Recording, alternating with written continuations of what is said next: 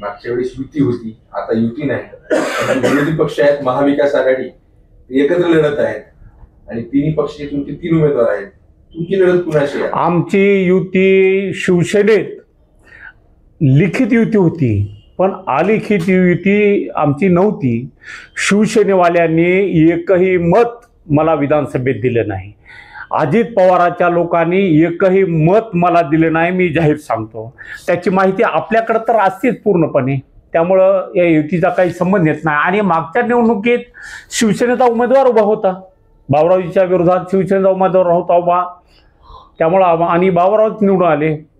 आता लढत आमची मशाली सोबत आहे, का तर काँग्रेस त्यांच्यासोबत आहे, त्यांच्यासोबत शरद पवार साहेबांची राष्ट्रवादी आहे आणि आपल्या माजी मुख्यमंत्री ठाकरे साहेबांची शिवसेना त्यांच्यासोबत आहे. आणि लोकसभेत आपण त्यांना पाहिलेलं आहे की लोकसभेत कशी मतं त्यांनी मिळवली ते आपण सगळ्यांनी पाहिलेलं आहे. नाही, मग जर त्या संभाव्य निकालाचा जर विचार केला, क्रमांक 1 ला क्रमांक 2 आणि क्रमांक 3 असं कुणाकुणाचे येतील?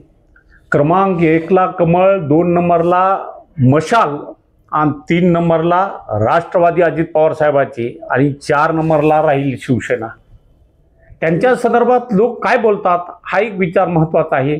एकमेकाच्या कानात बोलायली की ही जर निवडून आली तर आपलं काय करतील. मागच्याच महिन्यात एका 15,000 स्क्वेअर फूटच्या प्लॉटवर अतिक्रमण केलं, आम्ही पोलीस लावून ते फेकून दिलं, ते लोक मारले. मग ही स्थिती नंतर निर्माण होईल असं लोकांना निश्चित रूपानं माहिती आहे, मतदारांना.